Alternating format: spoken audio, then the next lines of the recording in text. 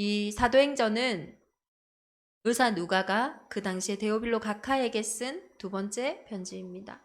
그래서 내가 이 사도행전, 사도들의 걸음을 통하여 한 일들, 하나님이 하시는 그 일들을 너에게 전달하는데, 그 전에 내가 먼저 쓴 글을 확인하라고 합니다. 무릇 예수께서 행하시며 가르치시기를 시작하신부터 그가 택하신 사도들에게 성령으로 명하시고 승천하신 날까지의 일을 기록한 그것을 먼저 너희의 마음에 담으라고 얘기하시는 거예요. 우리가 응답 이전에 먼저 우리의 마음에 확인해야 될 것이 있습니다. 히브리서 11장 6절에 보면 믿음이 없이는 하나님을 기쁘시게 하지 못하나니 하나님께 나아가는 자는 반드시 그가 계신 것과 또한 그가 자기를 찾는 자들에게 상 주시는 이심을 믿어야 할지니라. 오늘 여러분은 하나님의 살아계심을 믿고 나아오셨습니까? 오늘 그 하나님이 나에게 상을 준비하시고 그 상을 베푸실 것을 기대하고 나오셨습니다. 어떤 상태냐에 따라서 우리의 마음과 생각 그리고 실제로 눈에 보이는 현장은요, 어마어마한 차이가 날 겁니다. 하나님의 것을 기대하고 바라보는 자는요, 늘 소망이 있어요. 늘 기쁨이 있어요. 늘 기대가 있어요. 문제 속에서도 하나님 앞에 기대해요. 하나님, 분명히 이 문제를 통하여서 하나님의 살아계심과 하나님이 주실 상이 있는데 뭘까요? 그런데 이러한 믿음이 없을 때는요, 그 문제와 그 상황 속에 그냥 쏙 빠져버립니다. 사도행전을 시작하면서 그 성령의 걸음을 걷는 우리 대장 임원의 온 교회가 가장 먼저 정말로 이제는 하나님이 하시는 그 인도 속에 하나님이 하시는 그 일을 보겠노라 하는 그 믿음과 그 기대가 회복되어지는 응답의 한 주간이 되기를 예수 그리스도 이름으로 축원합니다. 그리스도께서 우리를 위하여 죽으심으로 하나님께서 우리에 대한 자기의 사랑을 확증하셨느니라. 그때에 그리스도께서 하나님의 사랑을 준비하신 거예요. 그 소식을 누가가 전합니다. 그게 누가복음이에요. 내가 먼저 쓴 글에는. 누가복음에는 무엇이 기록되어 있습니까? 1장부터 4장까지요. 예수님이 누구신가? 그리스도가 누군가? 그거 얘기하고 있는 거예요. 예수님이 사람의 몸을 입고 이곳에 왔대. 하나님이 사람의 몸을 입고 그곳에 왔대. 그래서 누가복음에는 인자라는 말이 너무나 많이 나와요.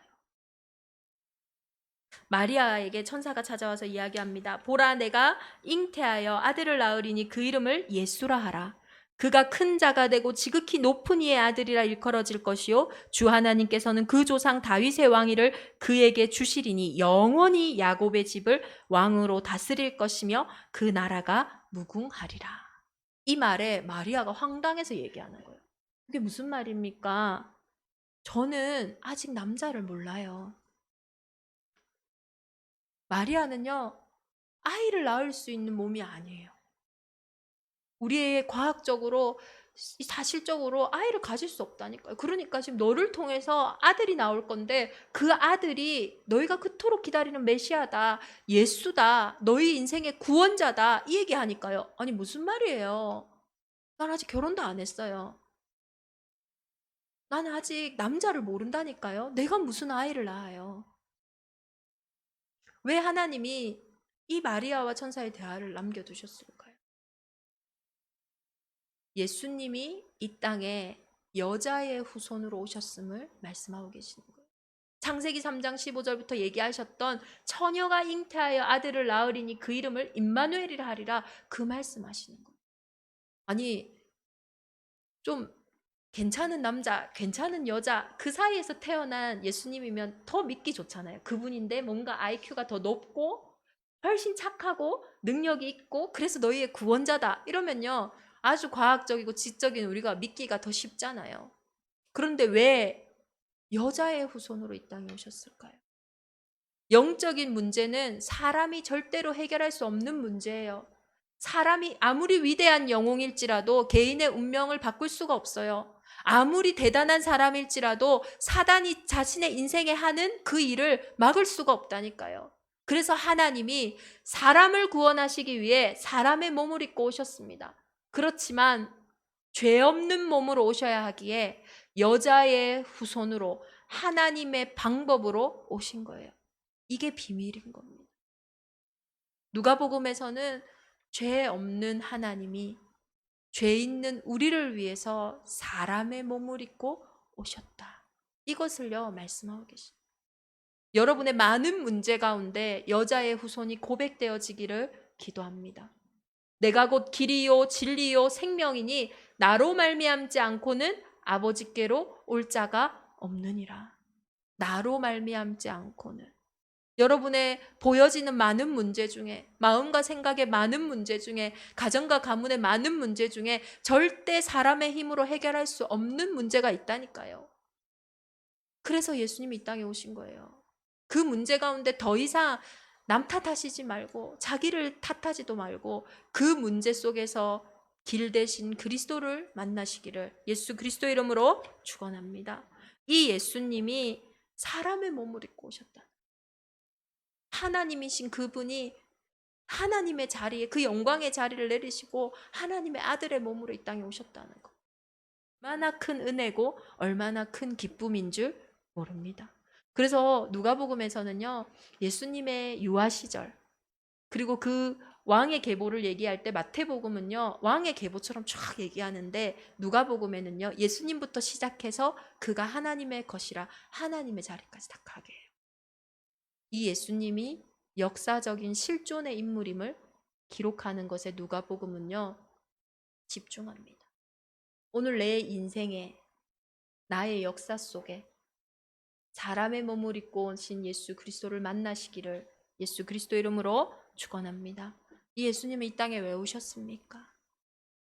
스스로 말씀하세요. 주의 성령이 내게 임하셨으니 이는 가난한 자에게 복음을 전하게 하시려고 내게 기름을 부으시고 나를 보내사 포로된 자에게 자유를 눈먼 자에게 다시 보게 함을 전파하며 눌린 자에게 자유롭게 하고 주의 은혜의 해를 전파하게 하려 하심이라.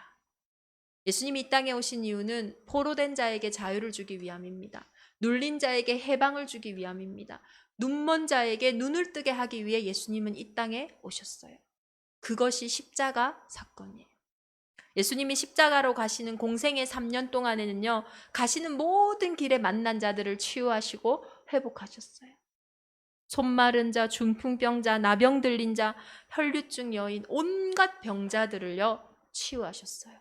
그리고 회복하셨어요. 그 인생들을 살리셨어요. 근데 누가복음에서는 다른 복음서들과 다르게 이 땅에 오신 예수님이 가신 곳에 우리가 주목할 필요가 있어요. 남들이 절대 가지 않는 곳, 남들이 절대로 이렇게 인정하지도 않는 곳. 그리고 유대인들은 여자들을 귀히 여기지 않습니다. 숫자도 안 세잖아요. 근데 많은 여인들을 찾아가셔서 그들을 살리셨어요. 이 복음은요, 그만큼 우리의 사상과 우리의 풍습과 우리의 생각에 한계받지 않는다는 것. 이번 한 주간 그 어떤 문제가 있을지라도 십자가 앞에 나아가는 대정인만의 온 교회가 되기를 예수 그리스도 이름으로 축원합니다. 다 끝났어요. 다 이루었다 하셨어요. 내가 조금 못 이뤘으니까 너 이뤄라 이렇게 하신 문제가 아니에요. 다 이루었다. 아니 목사님 아직 나에게는 문제가 있는데요. 아직 우리 가정에는 어려움이 있는데요. 아니에요. 자세히 보세요. 그 문제는 생명의 성령의 법 아래에 있는 문제입니다. 그 문제는 사망에서 생명으로 옮기신 그리스도를 자랑할 문제입니다. 내 가정과 내 가문의 모든 영적인 대물림, 운명사주 팔자는 내가 그리스도를 영접한 순간 이미 끝났어요. 속지 마세요. 보여지는 게 아닙니다. 끝난 것을 확인하기 위해 지금 내 앞에 있는 거예요. 기대하고 소망하며 십자가 앞에 서시는 대정인만의 온 교회가 되기를 예수 그리스도 이름으로 축원합니다. 십자가의 도가 멸망하는 자에게는 미련한 것이요 구원을 얻는 우리에게는 하나님의 능력이 됨이라. 십자가에서 모든 것을 치유하시고 회복하신 예수님이 저와 여러분을 회복하셔서 이제는 이 복음이 예루살렘에서 시작된 이 복음이 모든 족속에게 전파돼 그곳까지 인도하실 줄 믿습니다. 그리고 예수님은 부활 승리하셨어요. 부활하신 예수님은, 승리하신 예수님은 제자들 앞에 다시 나타나셨어요. 참 하나님이라는 증거입니다. 예수님이 정말로 우리 인생의 그리스도라면, 구원자라면 부활하셔야 돼요. 왜요? 지옥 배경이 끝나야 하니까요. 지옥의 권세를 잡은 자를 이긴 것이 부활이기 때문입니다. 자기 육체로 모든 지옥의 권세를 멸하시고 지금 승리하셔서 우리와 함께 하시는 줄 믿습니다. 그래서 예수님은요, 귀신 들린 자 마귀에게 어떻게 선언합니까? 그곳에서 나와라. 너는 잠잠해라. 선포하시는 거예요. 부활하신 승리하신 예수 그리스도를 힘입어 이젠 두려워하지 않고 염려하는 것이 아니라 선포하시는 하나님 자녀의 권세가 회복되어지기를 예수 그리스도 이름으로 축원합니다. 예수님은 오늘 성령 행전을 두고 우리 인생에 많은 응답을 두고 100년의 응답을 두고 지금 질문하세요. 너에게 나는 누구냐? 시몬 베드로가 대답합니다. 주는 그리스도시요 살아계신 하나님의 아들이십니다. 당신은 길이 없는 내 인생의 길이 되신 참 선지자이십니다. 당신은 인생의 운명사주 팔자 속에 완전히 묶이고 매인 내 인생을 해방하신 참 제사장이십니다.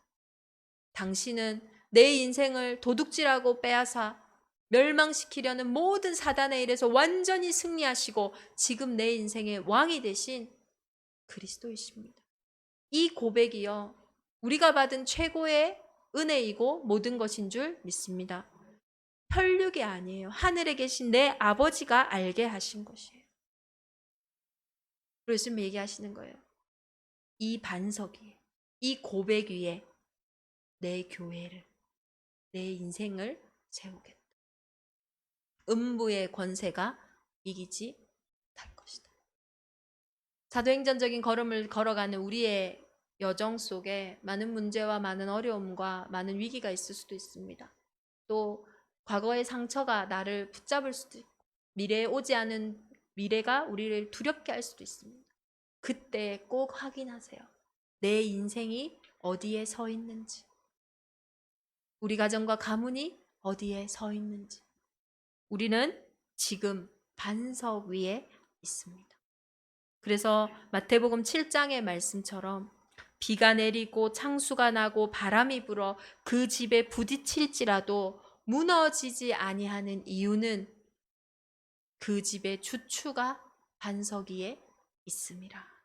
이제는 나를 아시기 바랍니다. 나는 반석 위에 세워져 있는 하나님의 집이고 하나님의 것입니다.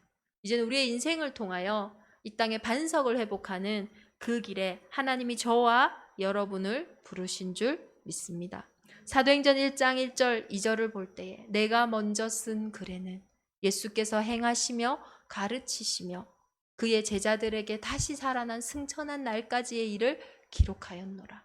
이 예수가 그리스도 되는 그 인생을 통하여 이제는 모든 것을 회복하는 오직의 인생이 우리 대정인만의 온 교회에 회복되기를 예수 그리스도 이름으로 축원합니다. 이 복음은 우리로부터 시작하여 모든 족속에게 전파될 거예요. 그땐 하나님이 열심히 해라고 얘기하지 않으셨어요. 돈 많이 벌어서 교회 헌금해라 그런 말씀도 하시지 않았어요. 하나님이 약속하신 것을 너희에게 보내리니 너희는 위로부터 능력이 입혀질 때까지 기다려라. 염려하지 않고 걱정하지 말고 하나님이 내게 주신 그림을 그리는 그날까지 오직 그리스도의 언약 붙잡는 대정인만의 온 교회가 되기를 예수 그리스도 이름으로 축원합니다. 우리 시간 함께 고백하며 기도하겠습니다. 나는 지금 반석 위에 있습니다. 하나님, 내 인생이 어디에 서 있는지, 이 문제가 지금 어떤 상황 가운데 펼쳐진 것인지 그 반석의 축복을 놓치지 않게 하여 주옵소서. 반석의 축복을 놓치는 것이 내 인생의 문제임을 알게 하여 주옵소서. 우리 주신 말씀 붙잡고 함께 기도하겠습니다.